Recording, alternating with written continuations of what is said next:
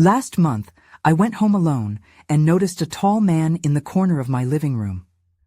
I had just moved into my first apartment in a new city. After a long day of unpacking, I slumped onto my couch. The place was small and empty, just me and a coffee table. The shadows danced on the walls from the dim light. The silence felt heavy, almost pressing against me. I was tired, ready for sleep, but a sense of unease hung in the air. That first night, as I got ready for bed, I glanced at the corner of the living room. I saw a dark shape lurking there, tall and thin. I thought it was just a trick of the light. My heart raced, and a shiver ran down my spine. I shook my head and turned away. I didn't want to believe it. The room felt cold all of a sudden, too cold for a summer night. I pulled the blanket tightly around me and tried to forget about it. As the weeks passed, the figure became a familiar sight. I would catch glimpses of it, shifting slowly in the corner. Whenever I looked directly at it, it vanished. I heard faint scratching sounds at night. I lay awake, listening to the noise, the breathing. It felt like something was watching me, waiting. I tried to convince myself it was my tired mind playing tricks, but I couldn't shake the feeling. Each night, I was more exhausted, more anxious. My friends called to check on me. I laughed it off, saying how great the city was. They didn't know the truth. I began to dread returning home. The closer I got, the colder I felt. I started leaving the lights on, but the shadows still moved. I avoided looking at the corner, but I could feel it, that tall figure lurking just out of sight. One night I got home late. I was tired, ready to fall asleep. As I walked into the living room, I looked toward that corner again. The figure was there, solid and tall. I felt my breath catch in my throat. I whispered, "What do you want?" The room grew still. I was frozen, unable to move. Then I heard a soft voice, low and raspy. It said my name, Jenna. I shivered at the sound. I stumbled back, my heart racing. "Who are you?" I barely managed to ask. The figure didn't move but felt larger, like it was inching closer. I felt the weight of its gaze. "Why won't you look at me?" it asked, the voice echoing in the silence. My stomach twisted. I didn't know what to do. I finally faced it, forcing myself to say, "I see you." In that moment, the figure flickered. It was gone, and the room felt warmer. I wanted to breathe, but the air felt heavy still. I could still hear that low whisper, and it sent chills down my spine. I thought it was over, but I wasn't sure. What was it? I was alone. But was I really? The next day, I woke up late and felt disoriented. In the harsh light of morning, the shadows in my apartment seemed less sinister. I tried to convince myself that I had dreamt everything, but my unease lingered.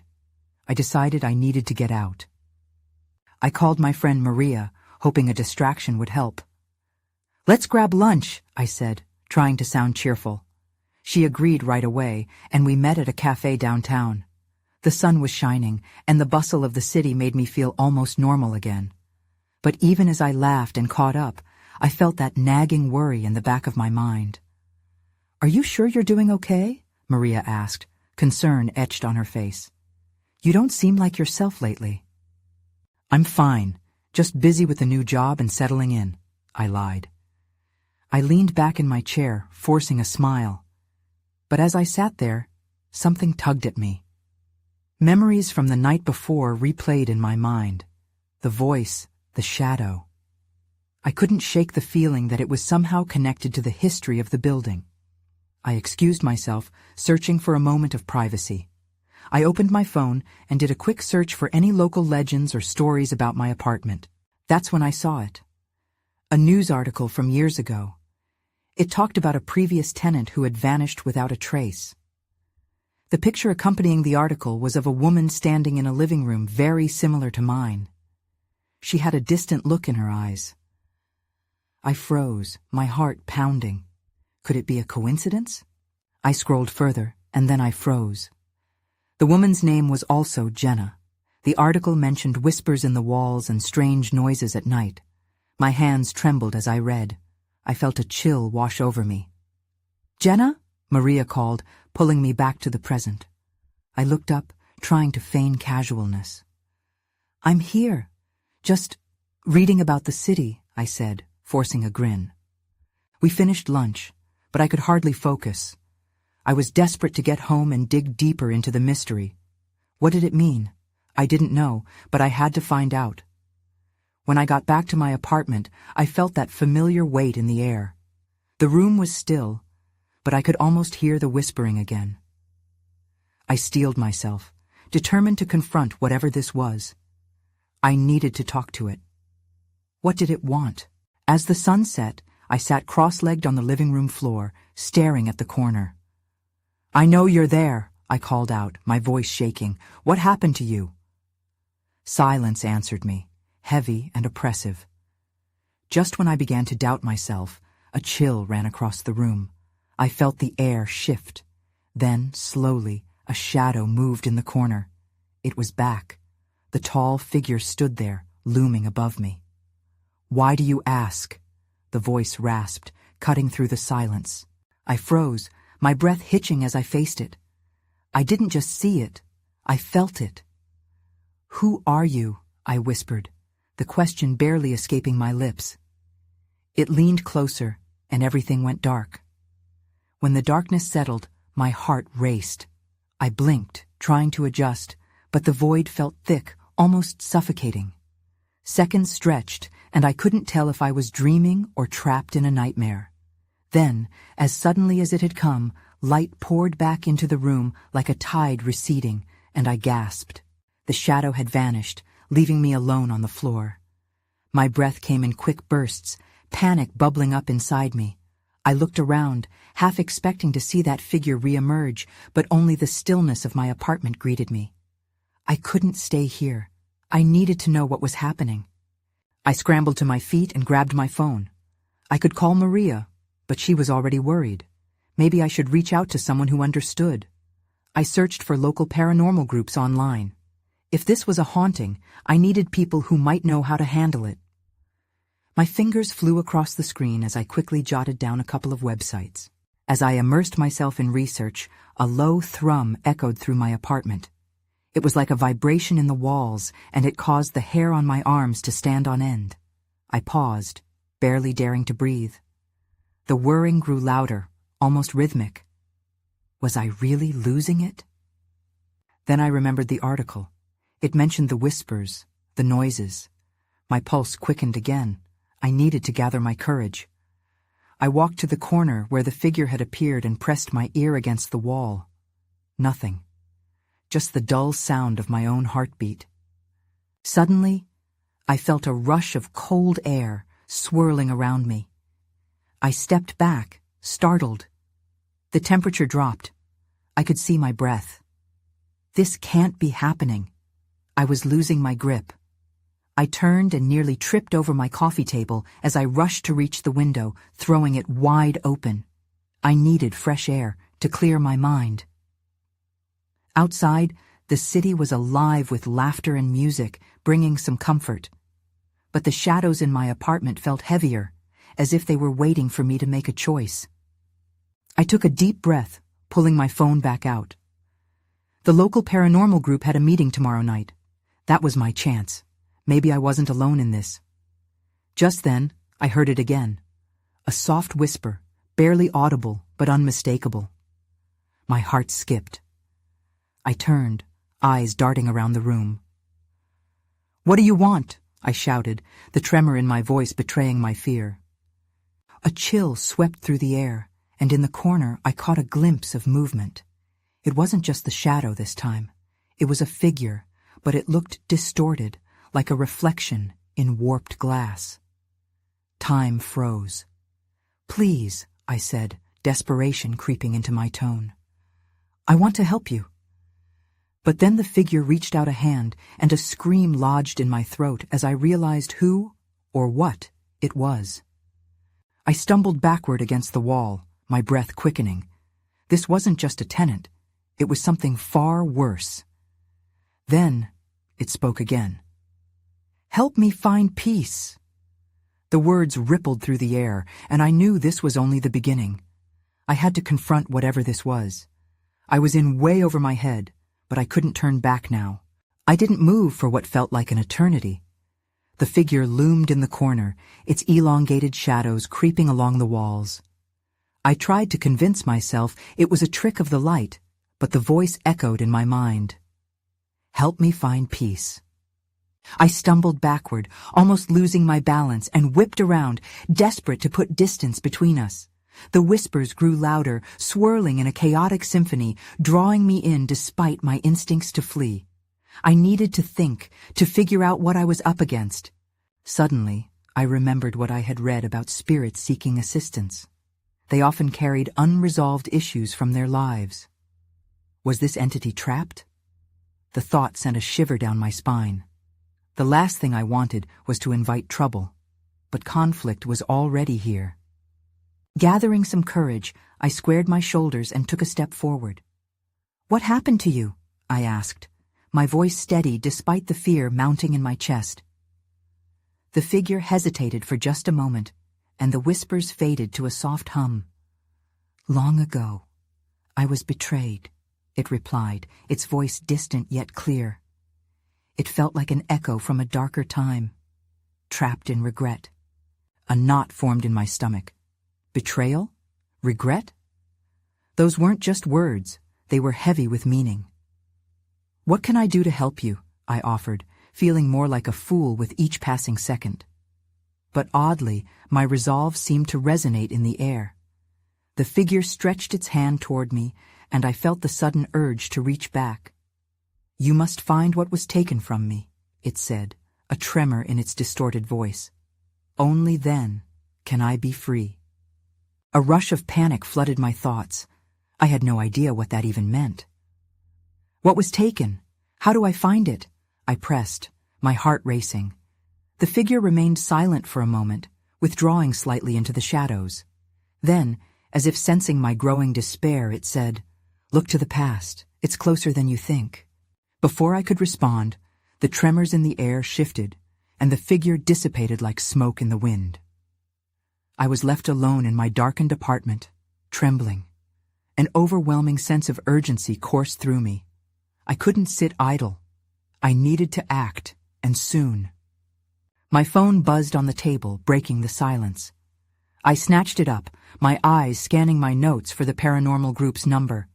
I needed to speak to someone, but a sudden flash of light flickered in the corner of my eye. The shadow returned again, more defined this time, surfacing from the wall like a tide creeping forward. I took a staggered breath, bracing myself as the whispers enveloped me once again.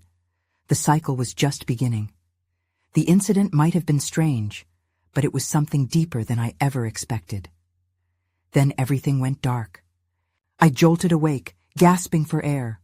My heart raced as I took in my surroundings, the familiar chaos of my apartment morphing into something alien in the dim light.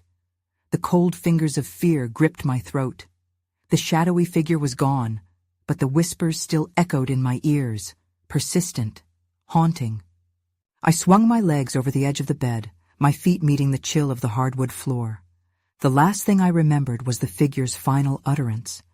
I needed to go back to the past. But what did that even mean? I rubbed my temples, trying to calm my swirling thoughts. Maybe my next step was to explore the history that surrounded this place. I grabbed my phone, determined to look up anything I could find about the apartment complex or its previous residents. I filtered through countless pages, but fear gnawed at me with every click. That's when I saw it. An article about an unsolved mystery in the neighborhood, a woman named Clara, who had mysteriously vanished decades ago. The details were sparse, but they held a chilling resonance. Her neighbors spoke of strange happenings and odd shadows dancing in their homes after her disappearance. I devoured the article, then froze as one sentence jumped out at me. Clara was last seen in the company of a tall man. A chill coursed through me. Could it be the same figure I had seen? It was unnerving. The shadows felt more tangible now, and the whispers grew louder, forming a cacophony of confusion in my head. With a deeper sense of urgency, I decided to pay a visit to the local library. I needed to dig deeper into Clara's life.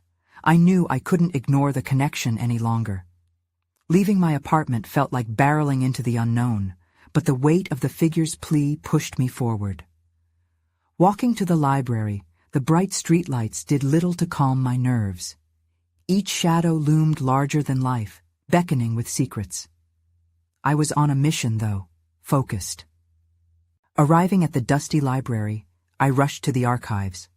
Rows of old books and newspaper clippings lined the walls, whispering stories of the past. I began poring over old newspaper articles, searching for anything related to Clara or the tall man. Hours passed, lost in a haze of ink and paper. My anxiety mounted. Would I find what the spirit needed? Would it lead to my own freedom from this strange connection? Then, as I flipped through yet another grainy clipping, I found it, a photo of Clara from a faded local festival. Smiling, vibrant, surrounded by friends. I noticed a vague figure standing in the background of the image. He was tall, cloaked in shadow, but his presence felt sinister. My pulse quickened. I needed to learn more about this man. Who was he? What was his relationship with Clara? Suddenly, the air changed. A gust of wind swept through the library, rattling the old windows. I shivered, dread pooling in my stomach. Someone was watching me. I spun around, scanning the aisles, empty, save for dusty books and the echo of my footsteps. But something told me I wasn't alone. I stepped back, heart racing, when I saw him. A tall figure watching me from the corner of the room. No face, just darkness spilling from his form. "Find her," he whispered, and everything went dark again. When the darkness swallowed me whole, I felt a surge of panic. My breaths were shallow, and I strained to see anything in the void. Had I fainted? Had the figure struck again? The silence was suffocating. Suddenly, a flicker of light pierced through the shadows. It lingered, expanding until I found myself standing back in the library, the tall figure now gone. My hands trembled as I stumbled backwards, the lingering chill of his presence still coursing through me. I was shaken but strangely resolute. I needed answers. The room felt different. The towering shelves and endless rows of books now seemed more like guardians rather than mere vessels of knowledge. I returned to the table where I had found Clara's photo. Feeling the weight of my own urgency, I grabbed the old newspaper articles again, flipping through them with feverish determination. There it was, another snippet about Clara's disappearance. This one mentioned her connection to a small group of mysteriously deceased residents from years before. I scanned for a name, any name that might link clearly to the tall figure. My eyes widened at what I found. John Doe, it read. The body of a man with no identification was discovered in the very same area where Clara vanished. The piece sparked a flicker of recognition. This John Doe was an urban legend. The whispers had long said he haunted the neighborhood. Was he connected to Clara's disappearance, or was he simply a ghost story meant to scare children? I was ready to leave the library, fueled by both fear and determination, when a soft rustling caught my attention. I turned to see an older librarian watching me, her gaze curious, even sympathetic. "Looking for something specific?" she asked, her voice thin but kind. I hesitated. Should I tell her about the figure? About Clara? Instead, I nodded toward the articles I had been sifting through. Just, a local mystery. She frowned slightly and leaned closer, curiosity evident. There are many stories here, some true, some not. But you'd do well to be careful about digging too deep. The past has a way of asserting itself. Her words hung heavily in the air. The shadows crept closer to the edges of my vision, and I felt chilled again. Was she warning me, or simply echoing local folklore? "I'll be okay," I said, trying to sound confident. But doubt lingered in my mind. As I left the library, the streetlights flickered ominously. It was as if the night itself warned me. I couldn't shake the feeling that I was being watched. Turning to look behind me, I half expected the tall figure to emerge, but instead, I found the street empty. I quickened my pace, heading back home. I couldn't shake one thought that gnawed at me. Clara's story was intertwined with mine now, and I was getting closer to the truth. But the closer I got, the more danger I felt creeping around the edges of my life. When I reached my apartment, I paused at the door. What awaited me inside? Would the darkness be there, waiting? I took a deep breath and opened the door, stepping into the dimness. The air felt different, thick and heavy. A warning. And then I noticed something on my living room floor. A small, twisted piece of paper, the edges crisp and yellowed. My heart raced as I reached down to pick it up. It was a note, hastily scribbled. "They're watching you. Don't trust the shadows." I felt a presence lurking just beyond my vision. The whispering in the air grew louder. I dropped the note as if it burned. My heart pounded in my chest like a warning drum. It was too late to turn back.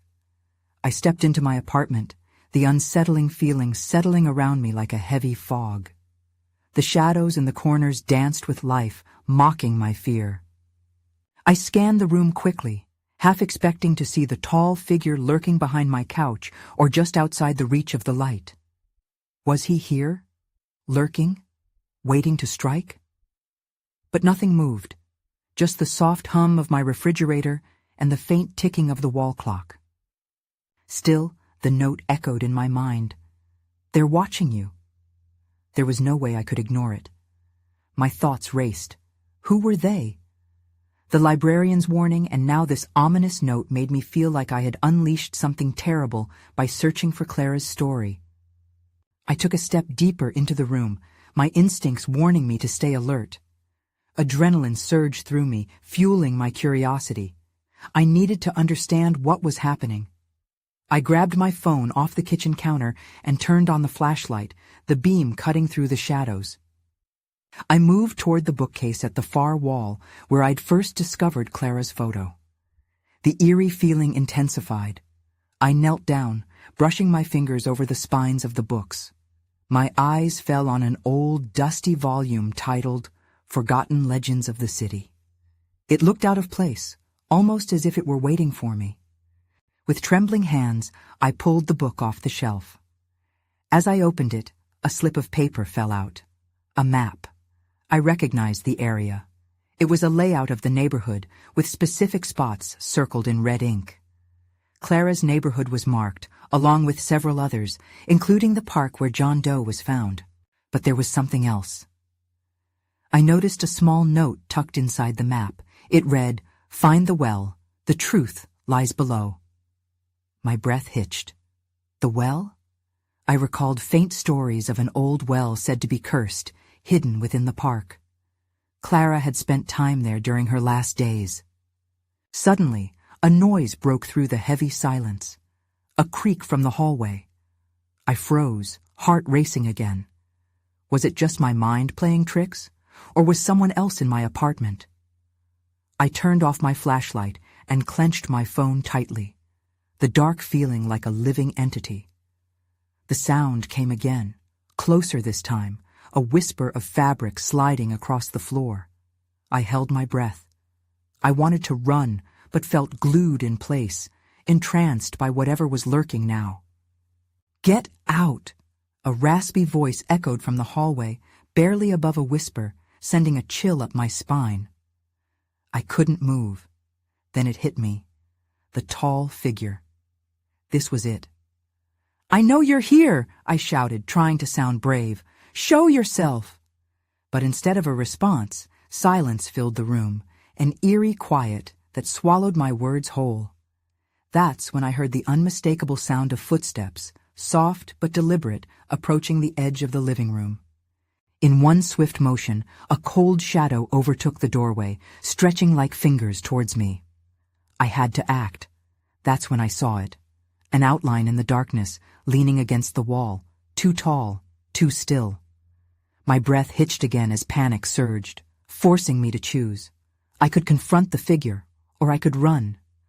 But running would mean escaping without answers, and I couldn't leave without uncovering the truth.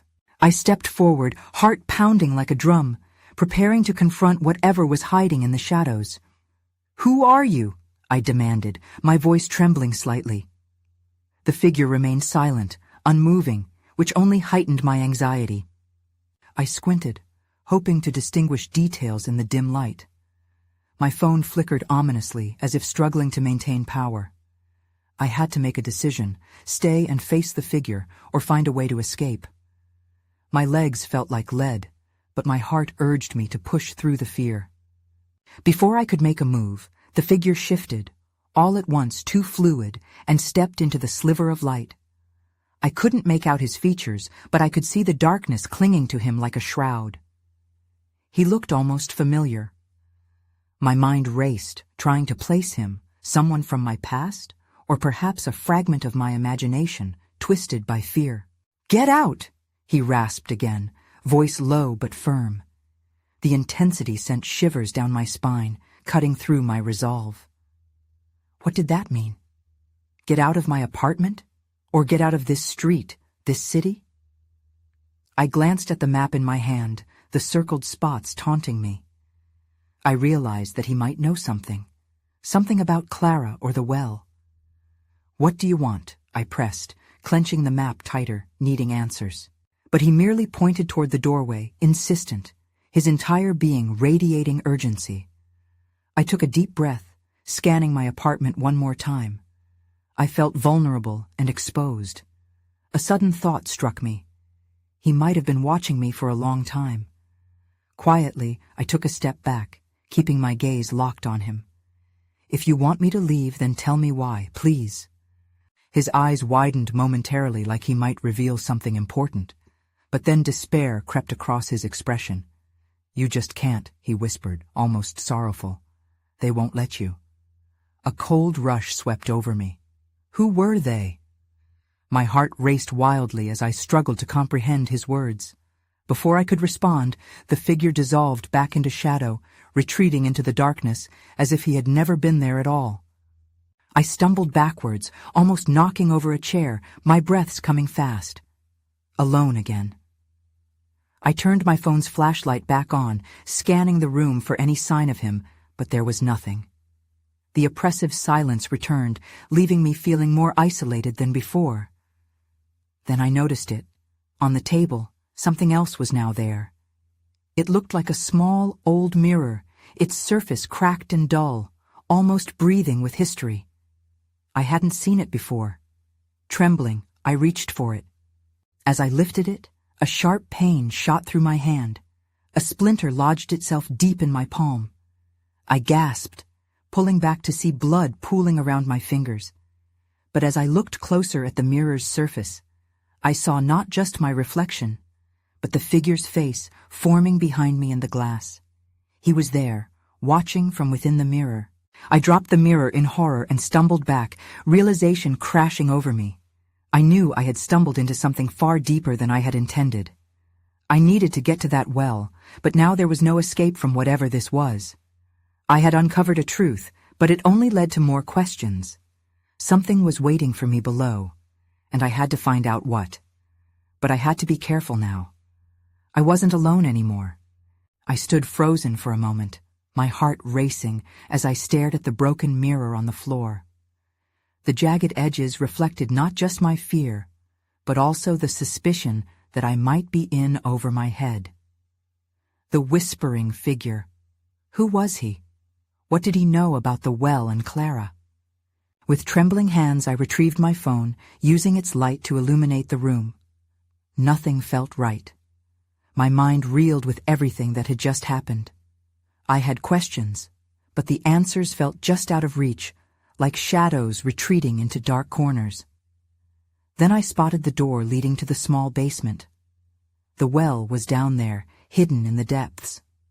The urgency to uncover the truth overwhelmed my fear.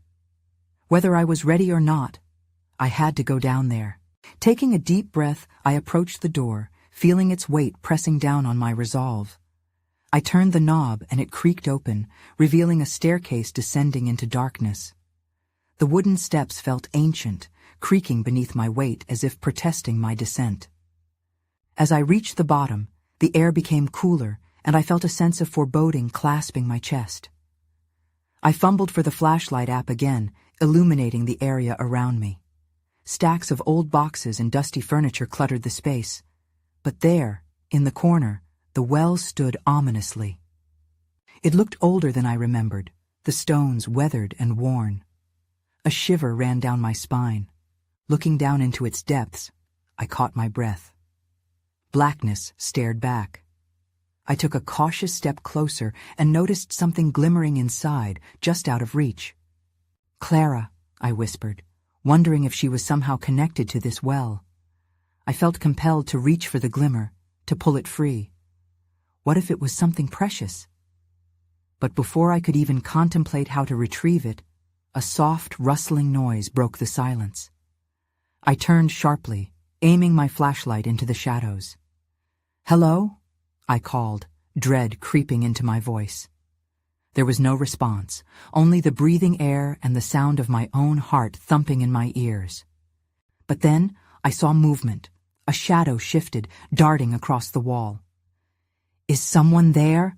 I stuttered, stepping back, my instincts screaming to run. The darkness felt different now, it pulsed with unease. Suddenly, I heard a soft, cold voice that sent chills through me. "You're not supposed to be here." It echoed off the walls, wrapping around me like a vice. I didn't need to see who it was. I could feel them watching. Panic surged through me. I turned on my heel and bolted for the stairs. The light flickered, mirroring my racing pulse as I climbed, the stairs groaning under my weight. When I reached the top, I slammed the door shut behind me, feeling the weight of whatever presence lurked in the shadows pressing against the wood.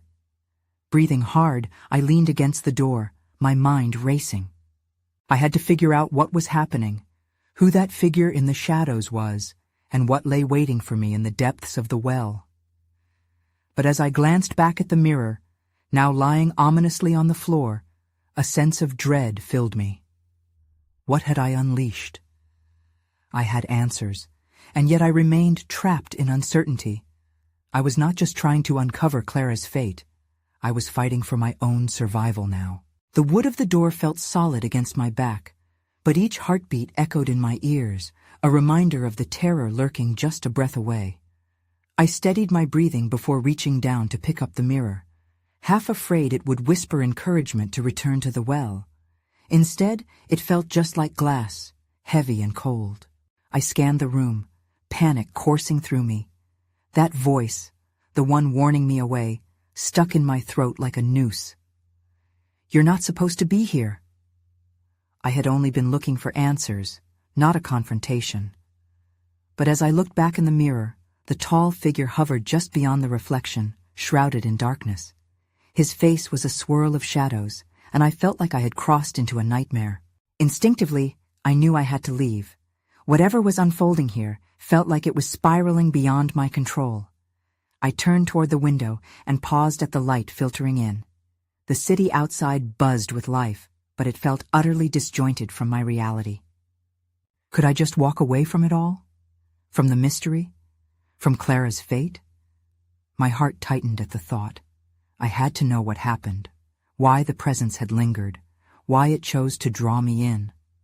I felt trapped by curiosity and fear, a refusal to leave the past buried. Taking one last glance around my apartment, I murmured, "You want me to find peace?" The words echoed in the silence. "I can't leave you, not like this." Maybe the entity recognized that, and that was why it tormented me in this way. "What was taken from you?" The room grew colder. I crept toward the door, leaning in to listen for any sound from the basement, my breath hitching at the faintest creak. Was it still there? Did it know what I was plotting? A small part of me wanted to confront it again, to learn the rest of what had transpired. I turned the doorknob slowly, feeling the wood give way. The darkness seemed even thicker as I shifted my foot onto the first step. The air felt electric, almost kissing my skin. But I couldn't turn back now. The truth lay shrouded in the depths of the well, and I could sense a crucial thread binding Clara's story to the existence of that tall figure. I stepped back into the basement, the flashlight flickering nervously, almost pleading me to turn away. But pushing ahead, I reached the well again. The coolness seeped into my skin, and I frowned at the glimmering object below the surface. Was this what Clara had lost? Or was it more than that? Loosening the tension in my shoulders, I crouched down, peering into the darkness. For a moment, time felt timeless, as if the past wrapped around me. The well wasn't just a relic of the building. It felt alive, a conduit to memories I wasn't sure I could shoulder. Slowly, I lowered my arm into the cold depths, fingers brushing against something smooth and metallic. The sensation caught me off guard. I gripped the object and pulled it free, a small locket, heavy in my hand. My heart raced. Had Clara left this behind? A soft wind brushed against my cheek, a whisper drawing nearer, more clear. "You found it. Now you know." The voice sang through me, familiar and haunting. I opened the locket and gasped. Inside was a photograph, faded but unmistakable. It was Clara, smiling brightly. Next to her was the tall figure. He loomed behind her but seemed protective, almost loving. Caught in this moment, doubt clouded my mind. Who was he? Had he intended harm, or had he meant to protect her? The well began to hum, a vibration that rose from the depths, coaxing me to look deeper. I could feel the weight of history in my hands, urging me beyond the moment. But then the air thickened beyond what I could bear. I looked behind me, nearly dropping the locket. The shadow had returned, closer now, its presence suffocating. "Stop!" A voice cut through the darkness. I turned back to the well, peering down through my growing dread. "Do you see?" the figure whispered from the shadows, its presence merging with the swirling air. "What lies below is only part of the story. Clara never got to tell her truth, and neither will you." I stumbled back. "I won't let you hold me back." The shaking began to echo through the room, fear merging with anger. "You have no power over me." The room quaked, and a rush of frigid air played around me, swirling tauntingly. "It's not me you need to fear." The darkness morphed, taking shape, coiling like smoke. "You must choose." Choose? My thoughts tumbled, but clarity broke through the chaos. The whispers, the connection. I had to make a choice to uncover both Clara's fate and the shadow's past, but at what cost? "I want to help you," I shouted into the swirl, desperate. The floor beneath my feet felt unsteady, as though it might collapse. "Do you?" The recently echoing voice deepened into a growl. "Or do you just want to escape?" Escape. The word hung heavy in the air, brushing against real fear. Was that all I wanted? I focused on Clara's face in the locket, the hope, the joy. What if I was pushing too hard to uncover something meant to remain hidden? But the weight of unresolved anguish loomed larger than my own. Clara's smile kept pressing against the edges of my consciousness. I could feel the truth calling from within the locket. "I won't let you decide for me." Suddenly the shadows lunged forward, closing in. I had to move. I bolted toward the stairs, heart racing, echoing against the walls. But a part of me was ever aware of the urgency to confront this unnerving truth. As I reached the top of the stairs, I slammed the door behind me, the weight pressing against it feeling all-consuming. I finally took a moment to breathe, knowing the deeper questions about Clara and the entity would linger. Whatever was lurking there, it wasn't contained, just as I wouldn't allow it to dictate my fate. I was still left with lingering doubts and pieces that wouldn't fit. That night, I could barely sleep. The shadows clung to the corners of my mind, flickering quietly, reminding me of the choices yet to be made. I could only hope to uncover the truth, not just for Clara, for myself. Whatever I thought was settled felt only the beginning, an invitation to descend again into the mystery of lives interrupted. And if I did, would I find just the truth, or more shadows waiting just beyond reach? The specter of doubt clung to me like a shroud, whispering through the darkness, always watching. Tomorrow would be a new chance to chase the remnants of what was lost, a promise to myself, but also a reminder of uncertainties that would follow me wherever I went.